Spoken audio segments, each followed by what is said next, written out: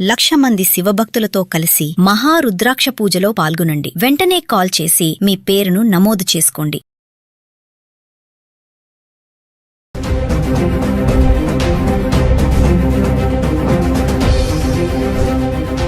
నమస్తే, welcome back to Suman TV. ప్రస్తుతం మనతో పాటు ఉన్నారు అనలిస్ట్ మందరి కృష్ణారెడ్డి గారు.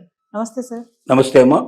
సార్, అమెరికా ఒకప్పుడు అమెరికా అంటే ప్రతి ఒక్క కుటుంబంలోంచి ఒక్కళ్ళనే వెళ్ళేవాళ్ళు, చదువుకోవడానికో ఉద్యోగం చేయడానికో దేనికోసమైనా. కానీ ఇప్పుడు వీసా రావట్లేదని ఒక పక్కన, వచ్చినా కూడా వెళ్ళట్లేదు అనేది ఇంకొక వాదన. అంటే అమెరికా వెళ్ళే వాళ్ళు ఒక క్రేజ్ అనేది తగ్గిపోయింది అనుకోవచ్చా? మరి అమెరికాలో ఉంటున్నటువంటి యూనివర్సిటీస్ ఏవైతే ఉన్నాయో అవన్నీ కూడా కొంచెం డల్ అయిపోయాయి, ఇక్కడ నుంచి రావట్లేదు కాబట్టి అనేది ఒక వార్త. ఒకసారి వివరాల్లోకి వెళ్తే సార్. అమెరికా మీద క్రేజీ ఏమి తగ్గలేదు, కానీ ట్రంప్ మీద భయాలు పెరిగాయి. ట్రంప్ మీద భయాల వల్ల అమెరికా ఇప్పుడు పోకుండా ఉండడమే మంచిది, అమెరికాలో ఇప్పుడు చదవకుండా ఉంటే మంచిది, అమెరికాలో ఎప్పుడు ట్రంప్ ఏ రకమైనటువంటి జీవో తీసుకొస్తాడో తెలియదు, ఎప్పుడు ఏ రకంగా మనల్ని బాధ పెడతాడో తెలియదు, భయపెడతాడో తెలియదు, చివరికి సంఖ్యలు వేసి పంపిస్తాడో తెలియదు అనేటువంటి భయాలు పట్టుకున్నాయి. ఈ భయాల వల్ల, ఎందుకంటే ఒక స్థిరమైన మైండ్ ఉన్నవాడు కాదు ట్రంప్. రాత్రిపూట ఒక నిర్ణయంలో ఉంటాడు, పొద్దురికి ఇంకో నిర్ణయం తీసుకుంటాడు. ఉదాహరణకి 25% సుంకాలు పెంచుతానని చెప్పి 1వ తారీఖు నుంచి అమలు చేస్తున్నట్టుగా ప్రకటించేశాడు. 1వ తారీఖున అమలు అవుతుందని మన వాళ్ళు ప్రిపేర్గా ఉన్నారు. కానీ సడన్ గా మనం రాత్రి ప్రకటించడం ఏంటంటే, వారం రోజుల పాటు అవకాశం కల్పిస్తున్నాను, ఈ 1 వీక్లో భారతదేశం ముందుకు రావాలి, మా దేశానికి పంపించేటువంటి వాటి మీద మేము సుంకాలు వేసినట్టే వాళ్ళ దేశానికి మేము పంపిస్తున్నానికి ఆల్రెడీ ఎక్కువ సుంకాలు వేస్తున్నారు, ఆ సుంకాలు తగ్గించుకుంటేనే కానీ మేము ఈ సుంకాలు తగ్గిస్తాము అని ఇలాగా ఒకదానికి ఒకటి కండిషన్ పెట్టాడు. ఇంకోటి ఏం పెట్టాడు, రష్యాతో మీరు ముడి చమురు కొనడం మానేయాలి అని ఇంకో కండిషన్ పెట్టాడు. అసలు వాస్తవంగా నీ దేశానికి సంబంధించిన ఏదైనా నువ్వు కండిషన్ పెట్టుకోవడం అర్థం ఉంది, కానీ రష్యా నుంచి నువ్వు ఇది కొనొద్దు అది కొనొద్దు అని చెప్పి భారతదేశం లాంటి ఒక బలపడినటువంటి దేశానికి, ప్రపంచంలోనే ఇవాళ 3వ 4వ స్థాయిలో ఉన్నటువంటి భారతదేశాన్ని నువ్వు శాసించడానికి ప్రయత్నం చేసినప్పుడు ఎందుకు వింటారు? ఎవరు వింటారు? ఎవరు స్వతంత్రత వాళ్ళకు ఉంటుంది కదా.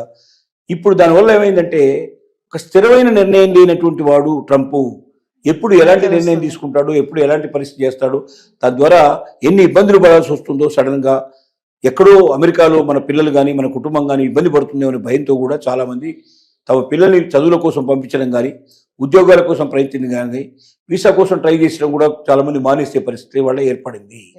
దీనివల్ల ఏమైందంటే, ఎయిర్పోర్ట్లలో ఇంతకుముందు కలకలాడుతుండేది, అమెరికా వెళ్ళే వాళ్ళ సంఖ్య చాలా ఎక్కువ ఉండేది. వాళ్ళు వెళ్తున్నారంటే వాళ్ళతో పాటు కుటుంబాలన్నీ వెళ్ళి చూడడానికి, వాళ్ళకి తెలిసిన వాళ్ళు, కుటుంబాలు, స్నేహితులు, వందల వేల సంఖ్య లోపల ఎయిర్పోర్ట్ కలకలాడుతూ ఉండేది. ఇప్పుడు ఏ ఎయిర్పోర్ట్ చూసినా బోసిపోయినట్టు కనబడుతుంది, అక్కడ ఎవరు జనం కనబట్టలేదు. ఎందుకంటే అమెరికాకు వెళ్ళే వాళ్ళు తగ్గిపోయినారు, వాళ్ళు సెండప్ చేసేవాళ్ళు తగ్గిపోయినారు. ఇక్కడ ఇలా ఉంటే అక్కడ కూడా పరిస్థితి చాలా ఘోరంగా పడుతుంది. అక్కడ ఏమిటి, మరి అమెరికన్ విద్యార్థుల వల్ల అక్కడ హాస్టల్స్ బాగా కలకలాడేవి, అక్కడ యూనివర్సిటీలు కలకలాడేవి, అక్కడ వీళ్ళు కొనుగోలు ఏదో ఒకటి కొంటారు కదా, పోయినవాడు ఊరుకోడు కదా. ఈ పర్చేజ్ వల్ల కూడా అక్కడ వాళ్ళకి ఎక్కువ లాభాలు వస్తూ ఉండేవి. కానీ ఇప్పుడు పరిస్థితి ఏంటంటే, ఆల్మోస్ట్ ఆల్ 50% వెళ్ళేటువంటి వాళ్ళు తగ్గిపోయినారు. తర్వాత అక్కడ ఉద్యోగాలు కూడా లేని పరిస్థితులు ఏర్పడటం వల్ల చాలా మంది ఉద్యోగాలు భయపడుతూ చేయడం ఎందుకని వదిలేసి వచ్చేవాళ్ళు కూడా సంఖ్య పెరిగిపోయింది. ఈ రావడం వల్ల ఏమైంది, అమెరికన్ యూనివర్సిటీల మీద ప్రభావం పడింది, అమెరికన్ హాస్టల్స్ మీద ప్రభావం పడింది, తర్వాత బయట మార్కెట్ల మీద ప్రభావం పడింది, అమెరికన్ ఎకానమీ మీద కూడా ప్రభావం పడింది. ఇది కొంతకాలానికి అమెరికా ఎకానమీ తగ్గడమే కాకుండా డాలర్ రేటు కూడా బాగా ఘోరంగా పడిపోయే పరిస్థితి ఏర్పడుతుంది. ఈ భయాలు కూడా ఉన్నాయి. కాబట్టి ట్రంప్ మరోసారి ఆలోచించుకుని ఏమైనా మార్పు చేర్పు చేసే అవకాశం ఉండేది. కానీ ఈనాటి వరకు మాత్రం ఇవాళ ఉన్న పరిస్థితుల్లో ఒక రకంగా అమెరికాకు వెళ్ళాలని ఆసక్తి తగ్గించుకోవడం జరుగుతుంది. దాదాపుగా 50,000 కోట్లు సుమారుగా ఇండియన్ కరెన్సీలో అంటే 50,000 కోట్లు మనకు మిగిలినాయని చెప్పుకోవాలి. ఇప్పుడు అక్కడికి పంపించకపోవడం వల్ల మిగిలినటువంటి ధనం ఇదంతా కూడా ఇక్కడ వినియోగించబడుతుంది, ఇక్కడ పెట్టుబడి కింద వస్తుంది. గతంలో ఈ 50,000 కోట్లు ప్రతి సంవత్సరం కూడా అమెరికాకు వెళుతుండేవి. అంటే 50,000 కోట్లకు ఈక్వల్ అయినటువంటి డబ్బు వాళ్ళ దగ్గర అభివృద్ధి అయ్యే అవకాశం ఉండేది, ఆ దేశానికి వెళ్ళేటువంటి అవకాశం ఉంది. ఒక దేశ సంపద తగ్గిపోతుంది, దేశంలో అవకాశాలు తగ్గిపోతుంది. ఇంకొకటి ఏమవుతుందంటే, ఇక్కడ నుంచి వెళ్ళిన వాళ్ళు చాలా మంది రీసెర్చ్ లోపల పాల్గొనేవాళ్ళు, రీసెర్చ్ అసిస్టెంట్స్ గా ఉండేవాళ్ళు. దాంతోపాటుగా ఇప్పుడు మనం మామూలుగా డాక్టర్ కోర్స్ కంప్లీట్ అయిన తర్వాత మనం హౌస్ సర్జన్ అంటాం, అంటే వాళ్ళకు జూనియర్ డాక్టర్స్ గా ఉంటారు. ఈ జూనియర్ డాక్టర్స్ ఆపరేషన్స్ లో, మిగతా విషయంలో అన్నింటిలో ఉపయోగపడతారు. సో ఇలాగా ఇక్కడ నుంచి వెళ్ళే వాళ్ళ సంఖ్య తగ్గిపోవడం వల్ల ఆ కోర్సుల లోపల వీళ్ళు జాయిన్ కావడం వల్ల, ఈ అసిస్టెంట్స్ లేకపోవడం వల్ల అక్కడ రీసెర్చ్ వర్క్ తగ్గిపోతుంది, వైద్యం సరిగ్గా సకాలంలో అందడంలో ఇబ్బంది అవుతున్నాయి. ఎందుకంటే మ్యాన్ పవర్ తగ్గిపోయింది కదా. ఇప్పుడు జూనియర్ డాక్టర్స్ అంటే పెద్దగా డబ్బు ఖర్చు అవసరం లేకుండానే దాంట్లో పని చేస్తారు, చాలా తక్కువ కాస్ట్ పని చేస్తారు. ఎందుకంటే వాళ్ళకి అనుభవం కావాలి. హౌస్ సర్జన్గా అనుభవం వస్తేనే ఫుల్ ఫ్లెడ్జ్డ్గా డాక్టర్గా వాళ్ళకి సర్టిఫికేట్ వస్తుంది, అది ఉపయోగపడుతుంది, వాళ్ళు డాక్టర్గా ప్రాక్టీస్ చేయడానికి అవకాశం ఉంటుంది.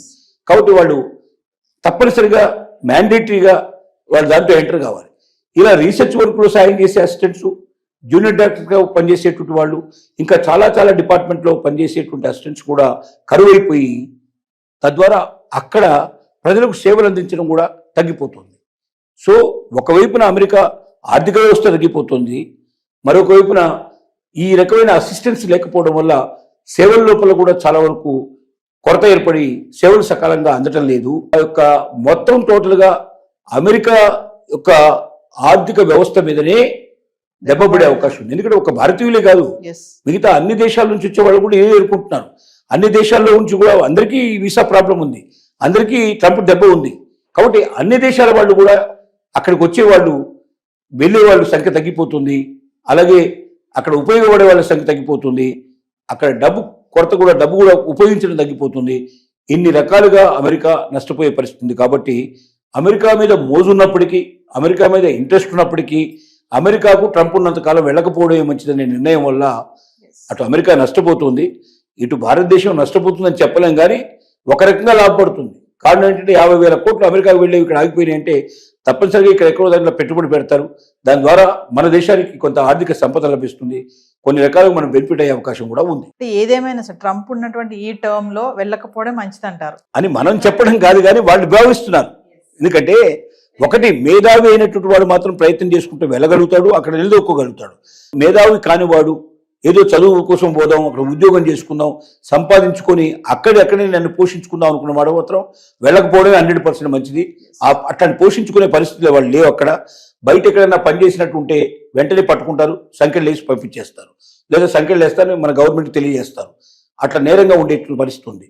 మరి ఉద్యోగం మీదనే ఆధారపడి నేను బతుకుతాను, నాకు ఏదో ఒకటి పార్ట్ టైం జాబ్ దొరికితే తప్ప నేను చదువు కంటిన్యూ చేయలేని వాడు ఎట్టి పరిస్థితుల్లో వెళ్ళకూడదని మనం సలహా ఇస్తున్నాం. మనకు భారతదేశం నుంచి డబ్బు వస్తుంది, నేను ఉద్యోగం చేయకపోయినా పర్లేదు, నేను ఖచ్చితంగా ఇక్కడ చదువుకోగలను అనుకున్న వాళ్ళు మాత్రం వెళ్ళొచ్చు. అంటే అక్కడి నుంచి రూపాయి ఆశించకుండా ఉండేవాళ్ళు.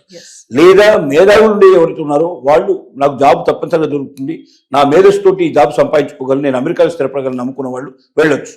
కానీ బిలో యావరేజ్గా ఉండేవాళ్ళు అటువైపు ప్రస్తుతానికి ట్రంప్ ఉన్నంతకాలం చూడకపోవడమే అన్ని రకాలుగా మంచిది. Thank you.